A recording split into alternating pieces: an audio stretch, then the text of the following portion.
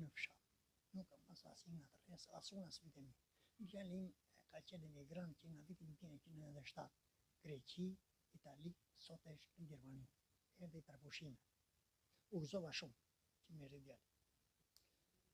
Djali çdo darkë vjen tek i vajni lokali që aty është fshati te shkolla.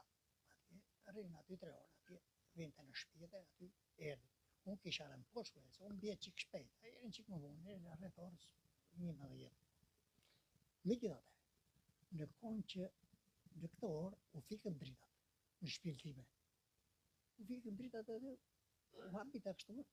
Në këtë kohë dëgjoj se Altin më thot gruaja, tha unë atëherë djali tha, "Kreu, ç'a do jetë?"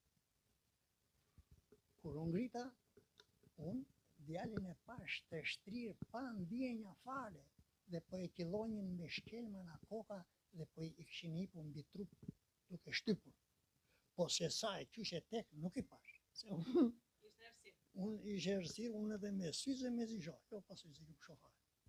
Megjithatë, i rash djalë për sipër dhe për tita, s'kisha qa të bënja. Logjike, i rash për sipër me qëllim që eta më vrizim mua më sa shuate. Në këtë kohë me qëllojnë dhe mua. Fort, u lava në gjatë, por nuk rash. Një i tekur. Vojnja televizja djalin, nuk e lëvizja do. E shërën shumë, në arkit. U friksua. Groja u rrim. Jo nusja e djalit madh. Erdhi me prapë, me pa ato është erat të falë. Erdhi djali madh, ishe duke ngrenë bukë. Se bashke, edhe i vuri ulërim, tunë shkunë fa, ishte tekur, troqë, pa ndjenjë. Bile sikur mos kisha dalë unë, nuk të ishë gjallë sot ai. Po dola unë, i rash për sipër atje, që ca shqel me nga unë e dru, edhe. Ju dëgjuat ndonjë fjalë që ju thanë? Asnjë gjë nuk dëgjova fare hiç. Djalin e pash të pothuajse largozot të vdekur për jashtë, gjaku lum, se edhe mirë të dhe qik ujtë, se aty mund të shtëpisë, se ashtu e kam derën. Edhe